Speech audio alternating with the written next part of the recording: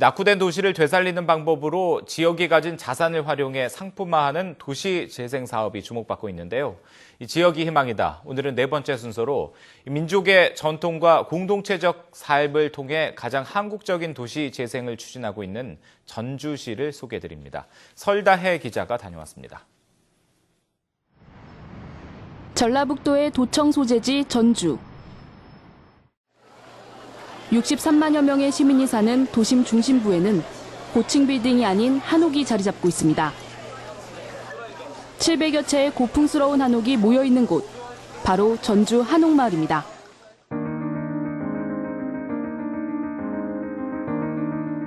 한옥마을에는 일제강점기 전주에 살던 조선인의 저항의식이 담겨 있습니다.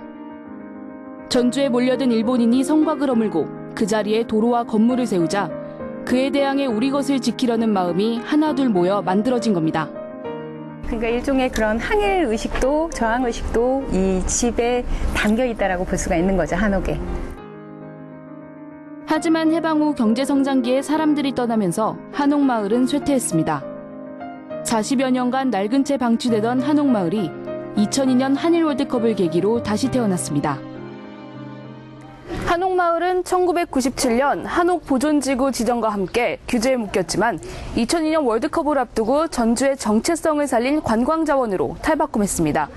이때부터 전통의 상징 한옥마을에 현대적인 창의와 혁신이 접목됐습니다. 좁은 길은 확장해 마을의 중심길로 만들었고 빈집과 낡은 주택은 헐어 실개천과 쌈질공원으로 조성했습니다. 마을 곳곳에 휴게 공간과 관광객을 위한 편의시설도 마련됐습니다. 결과는 대성공이었습니다. 오랜 역사와 전통을 잘 담아낸 마을 모습이 눈길을 끌면서 연간 500만 명의 관광객이 찾고 있습니다. 또 지난 2010년에는 국제 슬로시티로 선정되기도 했습니다. 풍부한 이 문화자산에 다양한 보고 즐길 수 있는 그런 콘텐츠를 입혀서 이 새로운 가치를 창출해냈고 그것이 이 한옥마을의 성공으로 그렇게 연결이 되었습니다. 전주시에서는 역사와 전통을 주제로 한 또 다른 사례를 만날 수 있습니다. 전주 구도심에 있는 노송동 천사마을. 1990년대 이후 사람들이 떠나고 빈집이 늘어나면서 도심 속 낙후 지역으로 전락했습니다. 버려진 집은 벽이 허물어지고 쓰레기가 쌓이면서 악취가 진동하고 가출 청소년들이 빈집을 드나들면서 폭력과 방화 사건이 발생하기도 했습니다. 하지만 지금은 마을의 집들이 깨끗하게 단장했고 벽마다 천사가 그려져 있는 살고 싶은 마을로 변모했습니다. 마을 주민들이 자발적으로 선조들의 공동체 방식인 두레를 도입하면서 변화가 시작된 겁니다. 마을 대청소도 하고 또 잡초 풀도 뽑고 이런 하고 동네 일에 대해서 서로 의견도 나누고 그런 시간을 이렇게 갖고 있습니다. 마을 주민이 함께 가꾸는 텃밭도 조성했습니다.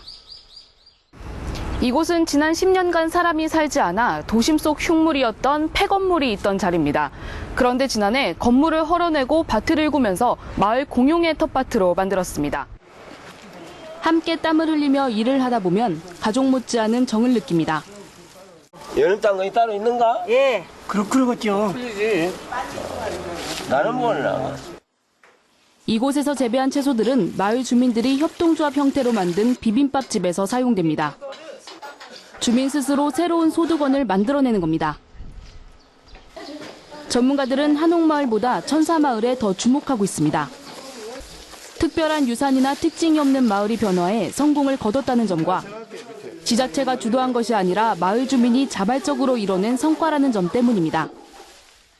아무런 자원이 없기 때문에 재생을 할 수 없는 곳, 이런 곳들인데 그곳을 좀 성공시켰다라고 하는 것이 좀 큰 의미를 갖거든요.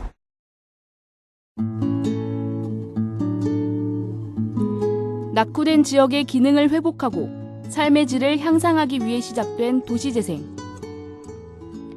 전주시는 선조의 전통과 공동체적 삶의 방식에서 그 길을 찾아냈습니다.